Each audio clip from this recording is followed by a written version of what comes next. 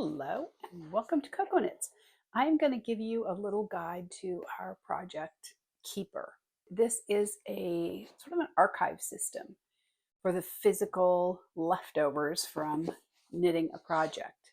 The way it'll come to you, flat packed, and each one comes with the actual box. It also comes with Project Keeper folders and tags, and you are going to get 10 folders, and all in all, you will get 20 tags. 10 of them are printed with prompts, and 10 of them are blank. It comes with an explanation of our collaboration with Loose Ends, and that is our main impetus behind this. Was they contacted us and wanted to do a collaboration, and we hope to really support them. Every Project Keeper that is sold will generate money toward Loose Ends.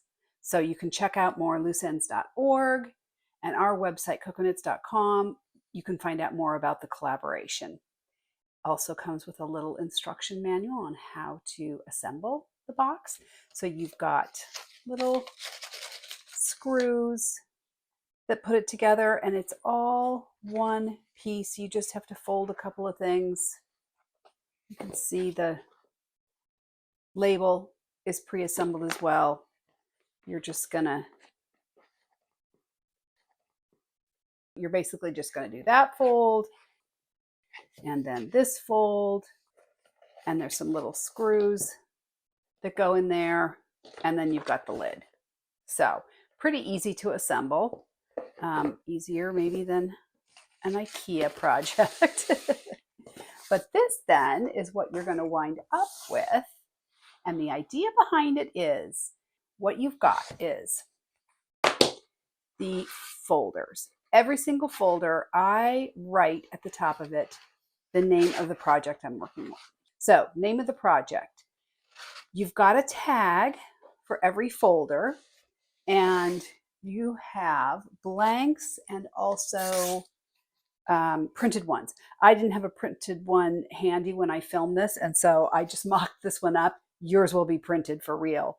But what the printed ones have on them is you can write the project name, the pattern source, the materials, so the yarn you use and the quantity, the needle or hook size, who you made it for, what size it was, and any notes. You can also use the back of the printed ones to write whatever you want.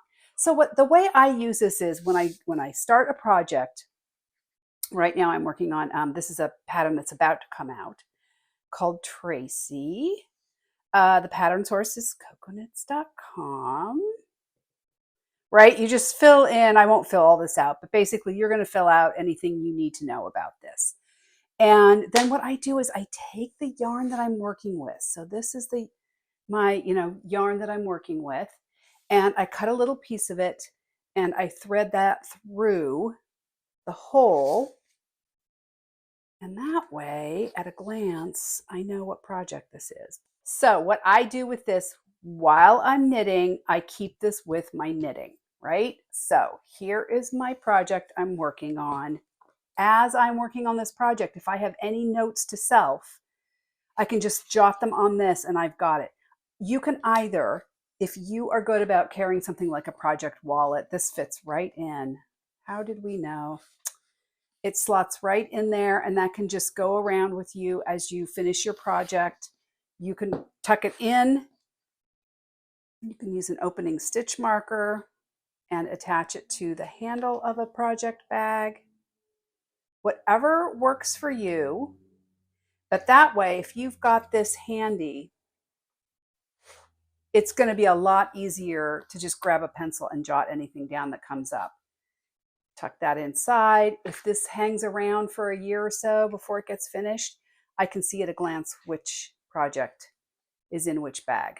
My favorite thing about this, down here, finish or frog. So if you're working on something that you're not too committed to, you can circle frog. If something should happen to you, and this is our sort of tongue-in-cheek collaboration with Loose Ends, if something should happen to you and say a family member runs across your little archive here, or you can let them know where you keep it.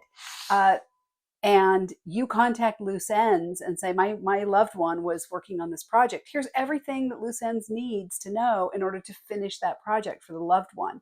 On the other hand, if you know you don't want it to be finished, circle frog and they'll just rip it, or maybe you'll rip it. And then either while I'm winding my yarn, if it's the kind of yarn that you have to wind balls, or if as I use the yarn, I wind up with all of the yarn tags. And those a lot of times just accumulate by where I wind my wool. And I never know what to do with them. As I'm working on this project, I've got my tags. I'll just keep throwing them in here. That can live in here. I don't need to carry my yarn tags around with me, but now I have a place for them.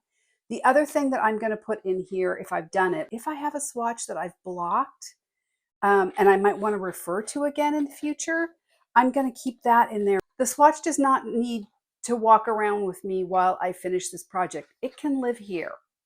When I finish the project, then I can go and take my tag that I've been carrying around with me, write any final notes on it that I need to.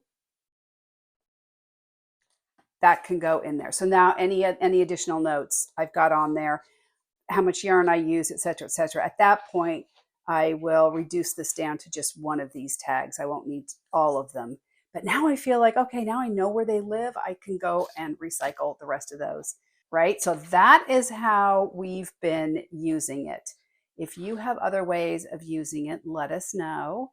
You get 10, as I said, folders in each one. You can see there's plenty of room for probably at least 30 of these, but you can buy refill packs of these, just the folders and tags.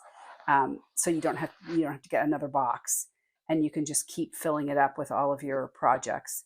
And hopefully that is going to be a nice little archive of all of your knitting projects.